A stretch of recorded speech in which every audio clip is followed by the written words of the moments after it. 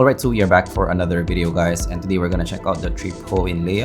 So I actually just thought of doing just a quick unboxing in these, but actually after I heard it, I wanted to do a little bit more detailed impressions in these because I find this really great for the price that you are paying for. You're gonna see in the measurements later, but for $25, this is definitely a top 5 contender in the $30 range. So $25, you're getting an LCP dynamic driver, you're getting 105 dB in sensitivity, 32 ohm impedance as well, silver plated cable 1.2 meters, and 20 to 20 kHz in frequency range. You're getting that metal trims and the lobes.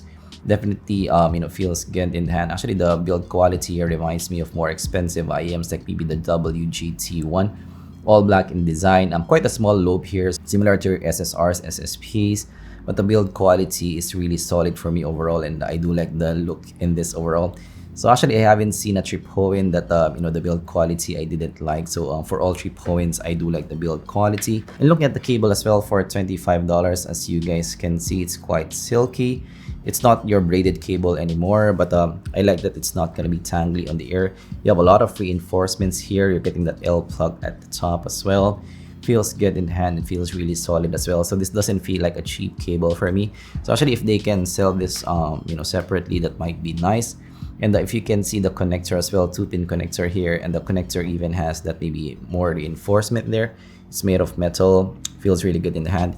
If there's just a one con for me is the ear hooks here. So actually, as you have seen, there's no ear hooks in the IEM itself because they do provide you with external ear hooks, removable ear hooks here. So actually, I didn't like this kind of design. Actually, the last time I've seen something like this maybe 2 years ago with QKZs. So when I wore this on my ear, there's some warmth gathering after some time at the back of my ear. So not that big of a fan of this. And actually, when I wear this as well, when I put the IEMs in and I wear this on the ear, sometimes it pops off the cable. So not a big fan of these. This one downside for me of this. So this is how I wore this on the ear. So no ear hooks, I didn't use it. But as you guys can see, you're getting that smaller lobes here. Still looks quite good for me, especially with that black design. Isolation just all right. Not the best in isolation that I've listened to. So this is not something that I want to use for maybe some live monitoring. So in terms of the build quality, if not for the ear hooks, this is very nice for me.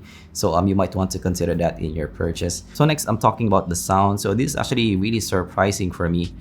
So I actually shot an unboxing, but after looking at the measurements, I would like to spend a bit more time on it because as you guys can see, just by the tuning itself, getting this for the $25 range, this is again maybe right in line with the CRNs of the world. You're getting a tuning that maybe resembles more expensive IEMs. This might be the 2022 tuning, so we're not seeing that major peaks in the tuning here. We're not seeing a 12K as well, and you're seeing maybe a fairly level bass here at the bottom as well. So really cool here overall. So it's a bright hue tuning to the ear. You're getting some slight treble elevation at the top. No 12K in the mix as well. Again, the signature for me kind of matches more expensive IEMs. So it's musical, lively, but not quite monitor aggressive. So your CRNs will be more aggressive. In terms of the overall presentation, more monitor in the presentation. This is a touch more relaxed compared to what you're getting with the CRNs. And also another key selling point here is the tonality is really great here. In terms of the signature, the key highlight for me here is the vocal. So the vocal is really clear for me in the mix. It has a really good clarity in the mix. Slightly recessed in the male vocals. Female vocals is right where I want it to be. And also with some micro detail here as well. So this still won't beat out your BA counterparts in terms of the micro detail, but having that LCP driver delivers a bit more micro detail than your usual dynamic drivers here. So for vocal tracks, still have a bit of raspiness in the vocals. And what I really like about this is there's no shoutiness for me inside here. So as you guys can see from the signature, it's fairly level, it's fairly smooth on top. You're not seeing any peaks on top. So the presentation of the vocals is quite natural to listen to, not overly aggressive to listen to. It's not still boring to listen to for me. It still has a bit of musicality to the overall sound, but yeah, compared to maybe the CRNs, your CRNs will be more aggressive in the vocal region, a bit more lively in the vocal region compared to what you're getting with the Tripowin Mele. But maybe some cons for me in the vocal here. So Compared to your maybe other dynamic drivers, the vocal here might be a bit thinner or cleaner than what you would like, because yeah, this is a bit cleaner compared to your usual dynamic drivers. So the vocals might be a bit thinner than what you would listen to in other IEMs, like for example the Arias of the world. Those will still have a bit more full, vocal presentation. So that is one downside for me of the vocal presentation here.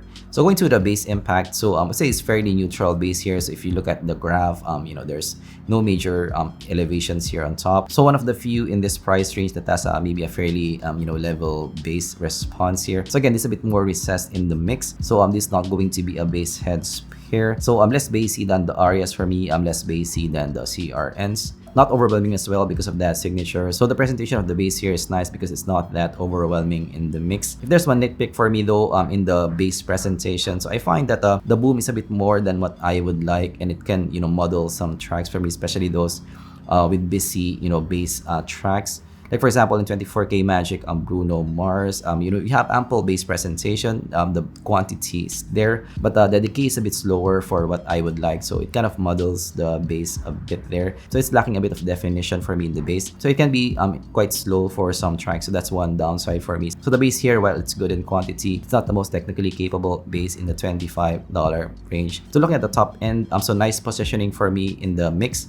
So I would say compared to maybe the Mele, I do like that you have a slight elevation here on top, because it will give you a bit more shine in the mix, a bit more clarity in the overall presentation. It makes for a clearer presentation, especially for those who like more of a brighter presentation to the ear. And I like that you don't have any peaks here on top as well. As you guys can see, there's no shark's fin peaks on top. It's fairly smooth on top in the overall presentation, so that is nice on that. Again, the signature is the key selling point of the Tripowin Lea in this regard. And also you don't have that 12K, so for those people who's treble sensitive, you will like this IEM here. So of course some downsides. So the top end for me, because it doesn't have that peaks, it doesn't have the 12K, it's not overly aggressive of a listen for me. Again, this is a bit less aggressive compared to what you're getting with the CRNs here. However, downsides of that is because of that lacking 10K, 12K. So some tracks, especially if you're used to having that 12K, 10K in the mix, you might find this a bit too boxed off for you. So like for example, for some guitar tracks, you might be looking for a bit more shine on top. So actually for that, the CRNs will deliver a bit more air for you on top. So for some guitars, you will encounter a bit more liveliness on top over what you are getting with the Lea. So the CRNs will have a bit more aggressiveness, will have a bit more monitor type of presentation on top. And also the cymbals for me, so while the tuning is a bit smooth and off at the top, the cymbals here are still not the best bodied cymbals that I've listened to. So there's a bit of thinness for me in the cymbals on top here. So not the fullest bodied and also most weighty cymbals that I've listened to. So like for example, for Let's Groove, Earth, Wind, and Fire. So the shaker in the right side for me is a bit thin for my liking there. So again, you're using dynamic drivers here, but the presentation here sometimes reminds me of BAs, that thinness in the BA. So yeah, pros and cons here. In terms of the soundstage, medium for me, not that big.